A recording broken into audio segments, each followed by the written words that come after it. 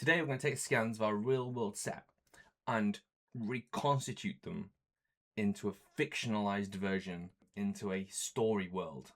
So this, I think, is going to be a first of a 3-part series. In this part, I'm going to look at the script and we're going to see what's required for our story world, and then we're going to take the scans that I've made already, build our story world, using those kind of individual parts, component parts. Then in part 2, we'll lay out the sequence in that story world, and then in part 3, we're going to put it all back into the real world so we know where we're going to shoot it. Let's go. Hey, welcome to Real Time Workflows. I'm MX Bell. I worked on Deadpool and Wolverine, Jurassic World Fallen Kingdom, 1917, Hobbs and Shaw, Wheel of Time, Little Mermaid, No Time to Die, tons more. What you're going to get in the channel are my pro tips and how I use Unreal Engine to make films. So let's get started. Let's make some stuff. See you down the road. Welcome back to Real Time Workflows. Right, so part 1, let's take a look at the script and make a shot list and try and get an idea of where the story goes. So I've brought my first page of my script into Photoshop where I can make some notes and doodle on it and stuff. Basically, I'm going to make a shot list now. So, a swirling wall of yellow-green death, musty gas, an accompanying symphony of shouts and screams. From inside, a panicked figure running, its head wrapped up in a tight in a bug-eyed leather snouted canvas knapsack. That's a gas mask. So, in my head, that's my first shot, right? So, and I think we're going to go from kind of a, it's very wide, but whatever. Like a shape in the gas, and then I think he's going to come out to this kind of thing. He'll run and kind of stop in frame, and that's my first shot.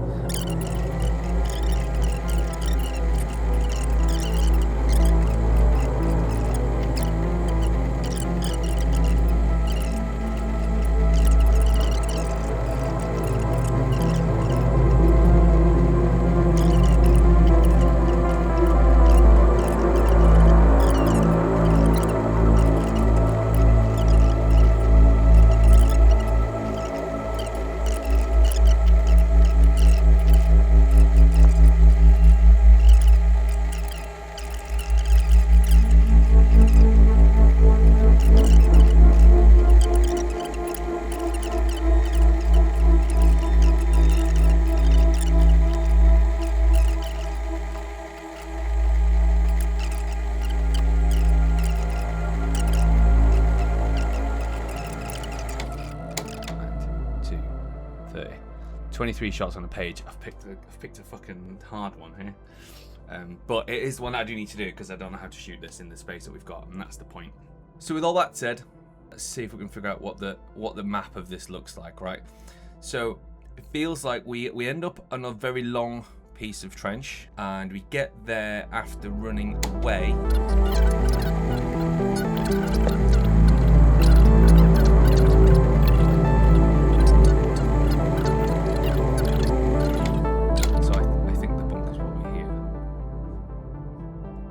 Something like that, I think, is the kind of a long thing. So we've got a long section, which I know which part that'll be. It's a long section, and then we've got a couple of these kind of corners to work with. So let's make a spreadsheet. Okay, so and there. So we've got 10.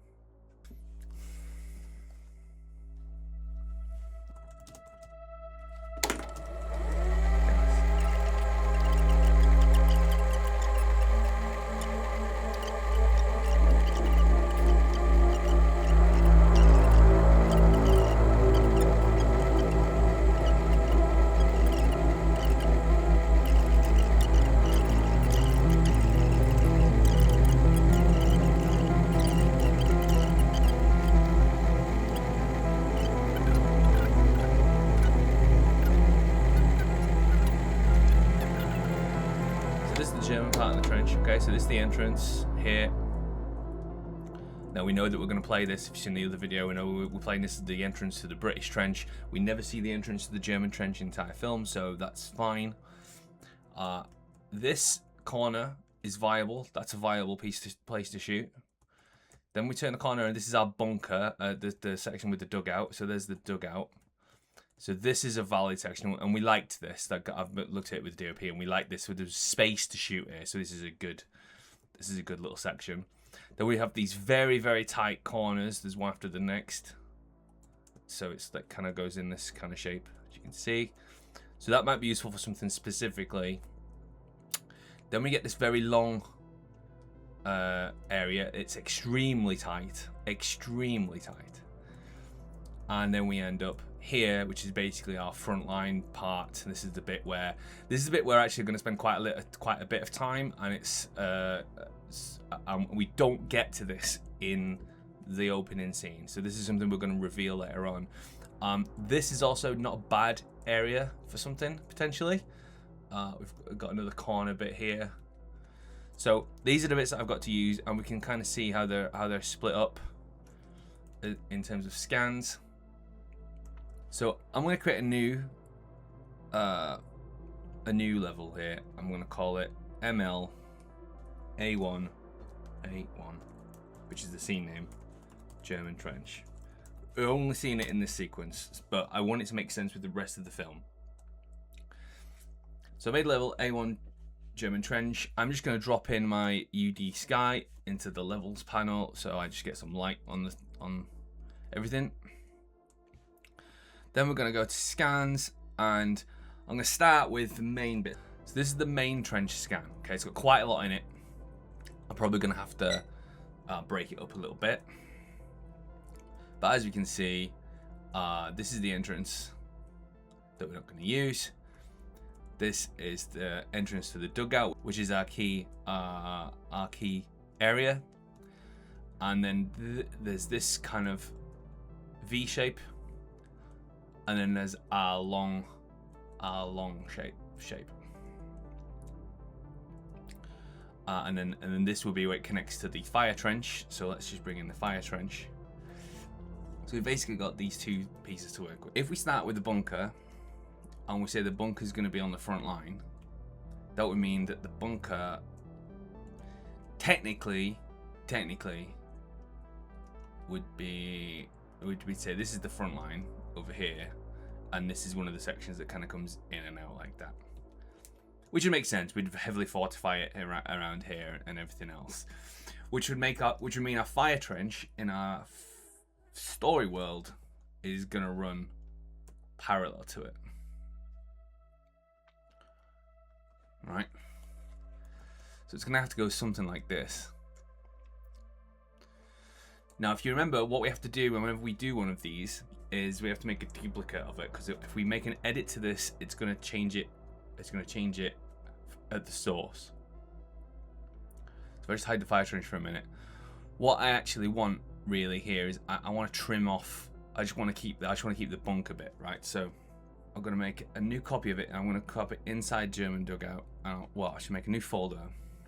So I'll make a new folder for German Dugout Ext, because I've already got one for German Dugout. And then what I'm going to do is I'm going to grab my main trenches,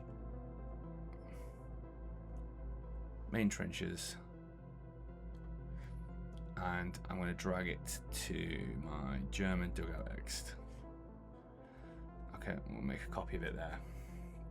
And then this new one that I've made, I will replace this one with by dragging it over here. So now this one in the level is this new duplicate.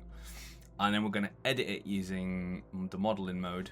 And what I want to get, so I just want the usable bit. And so I'm going to go to model and plane cut, which gives me a plane, and it's going to slice everything on that plane. Now currently the plane is lying flat. We need it to be upright, and a bit this you can see it's cutting half of the model out. Now actually I don't want that half I don't want to lose that half. I want to lose the other half. I'll keep the other half, I should say. So I'm just going to move it over here. So I've just unchecked show preview, and I'm just going to move the plane so that it kind of goes clean through. There we go. You've got to be careful when you're moving this because it's difficult to see what it's doing. Show preview. Yeah, I think it's something like that. So yeah, accept, and now it's changed changed this, and it's changed it at source as well. So if we open the German main trenches, we'll see here, it's trimmed it. It's trimmed it there. I'm going to do the same for this side as well. Just close that down. So do the same thing again, plain cut.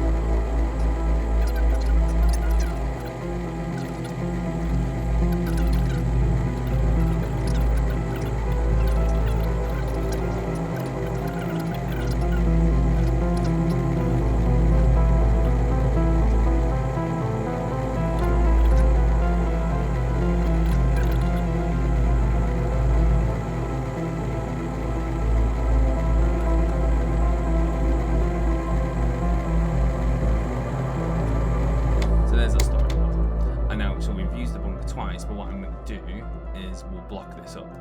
Do it like this.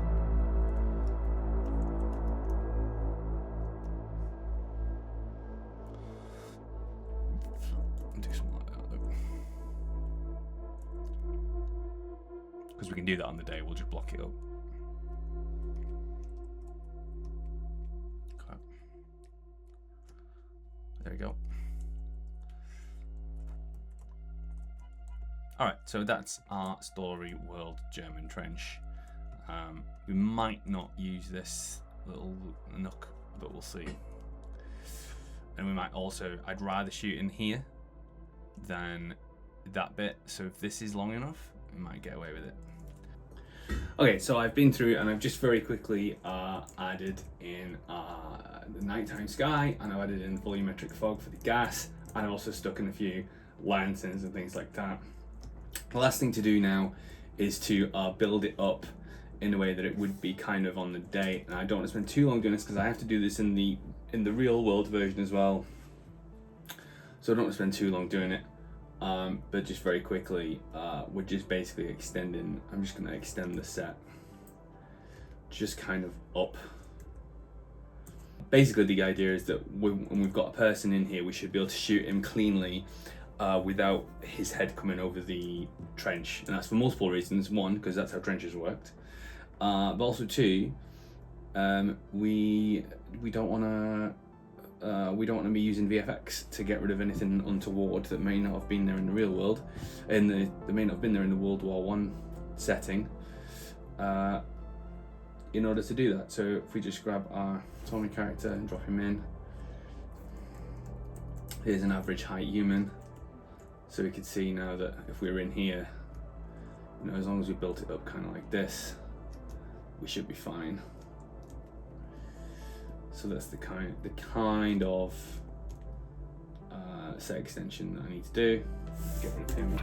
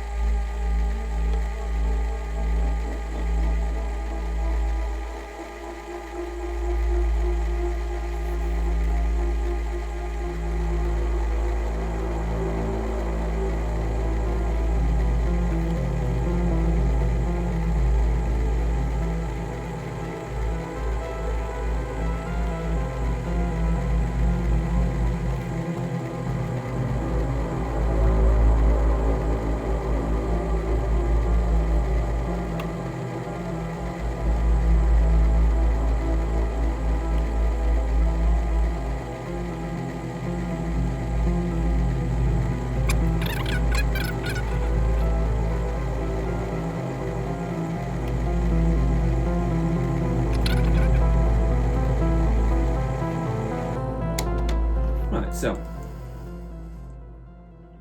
there we have now from the German fire trench down here. We get to just outside the bunker. Bunker is in that door there, and then we come down here, and we've got this corner, and then our long, what we're calling our long bit, which is actually first long bit because it's actually the repeated use of the bunker section. And then down here we've got this kind of V curve, and then this long, extra long place down, extra long bit down there, which I don't know if I'm going to use. That's my German trench story world for the first sequence of the movie. So in part 2, I'm gonna design the shots in this level, and we'll make a sequence. And then in part 3, I'm gonna move all those shots into the real world. So move them verbatim, as I've already talked about in another video about how to move your shot, camera, character, everything. Move it and put it into the real world where I intend to shoot it. And we just need to check that it works, and we need to check that we know exactly where we're going to shoot all these things, and that the camera fits in, and all that kind of stuff. So, part 2 soon, part 3 after that, obviously. See you in a bit.